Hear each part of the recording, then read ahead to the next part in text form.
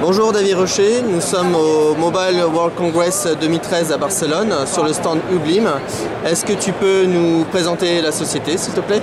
Oui, tout à fait. Donc Ublim est une start-up française qui a été créée il y a 2 ans et qui fournit principalement une nouvelle technologie de scan pour le marketing mobile. Donc aujourd'hui au niveau des produits, on a déjà, techniquement parlant, en quoi ça consiste. On a une application avec un lecteur pour l'utilisateur qui vient scanner un code pour les marques et ensuite avoir une information. Donc la nouveauté en fait. Démo. Oui. Alors voilà. Okay, donc là typiquement on a le fameux Ublim que l'on scanne avec le lecteur de l'application qu'on a installé. Voilà. Okay. Donc en fait ce tag a 2 innovations. La première innovation elle est au niveau technologique, c'est-à-dire qu'en fait ce type de tag est 5 fois plus performant qu'un QR code. 5 fois plus performant, d'accord. C'est-à-dire qu'en fait il peut être au niveau de la distance, il peut être pris 5 fois plus loin, 5 fois plus loin. Okay. Et aussi sous différents angles. Donc quelque part il a des performances qui sont beaucoup plus accrues et il résiste aussi aux déformations. Donc il peut être posé sur un t-shirt, sur tout type de support. D'accord. La deuxième innovation sur ce type de code, c'est la partie marketing. Comme vous pouvez le voir, en fait il est brandable, c'est-à-dire qu'au centre du code, on peut positionner un logo, une image pour défendre sa marque, son produit ou signifier un usage. D'accord. Donc avant d'avoir une interaction, on a déjà un peu de branding, voilà, en étant positionné avec ce type de code. Exactement. Il faut savoir que selon les dernières études, on a toujours 15% des possesseurs de smartphones qui taguent le QR code. Et donc ça veut dire qu'il reste encore 85% à pouvoir atteindre les pointus des marques. Donc fort de cette expérience, on a apporté une innovation cette année. Au niveau visuel, justement on se sert de cette force d'Ublim, qui est l'aspect visuel, pour préparer des pictogrammes qui vont signifier un usage spécifique pour l'utilisateur. D'accord, donc typiquement on a sur le i pour avoir plus d'informations sur un produit donné. Voilà, exactement. Donc ce type de blim signifie avoir une information. Celui-ci représente un instant gagnant ou une réduction sur un achat. Un téléchargement d'applications, de musique, de vidéos.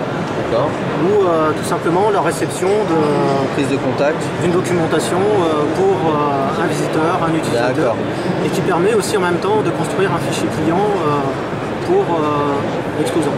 D'accord. Alors comment les marques vont-elles utiliser ce Ublim? Alors, nous on est fournisseur d'une solution pour créer justement cette interactivité entre l'utilisateur et la marque. Dans l'écosystème d'Ublim et aussi des agences marketing, c'est l'agence marketing ou l'annonceur qui sera en charge de préparer cette campagne publicitaire. Et donc le Blim vient s'intégrer en fait dans cette offre. Okay. Donc là typiquement ils utilisent un outil web pour générer les Blim. Oui. Alors ça, il s'agit justement de la seconde innovation cette année. C'est-à-dire qu'on ouvre nos API pour les intégrateurs techniques de façon à ce qu'ils puissent utiliser notre technologie.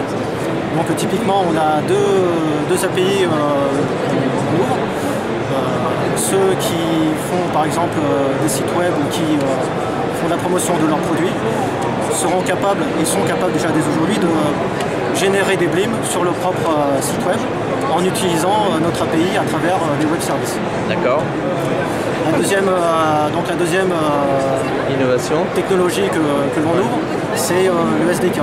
C'est-à-dire qu'aujourd'hui, on a déjà un SDK disponible pour que les marques puissent développer et sortir, publier leur propre application en leur nom en utilisant notre technologie.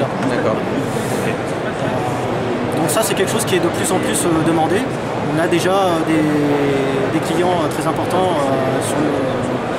qui ont mis en œuvre des projets avec cette technologie. Donc on a notamment Airbus qui, à travers un consortium d'entreprises sur un projet donné, veulent avoir leur propre application avec ce lecteur pour pouvoir justement identifier du matériel sur leur parc, sur les aérogares, de façon à mieux localiser et identifier le matériel. Ok, donc identifier le workflow dans la chaîne de construction. Voilà. D'accord. Et un mot peut-être sur le business model de Ublim? Oui, alors en termes de business model, on a des offres qui vont s'adapter par rapport au type d'interlocuteur. Donc pour parler par exemple des agences marketing, on va avoir une offre d'abonnement qui sera dégressive au niveau du prix en fonction du volume de BIM et qui passe à travers un outil web, donc le BIM Manager, sur lequel l'annonceur ou l'agence va pouvoir construire ses BIM, les customiser et ensuite gérer sa campagne de BIM. Ensuite, on a une autre offre qui est beaucoup plus adaptée pour les intégrateurs techniques. Donc là, c'est plus un mécanisme de licence pour utiliser justement CSDK ou ces API. D'accord. Donc 85% de 23 millions de mobinautes, ça fait un sacré marché. Oui. Merci David. Merci. À bientôt.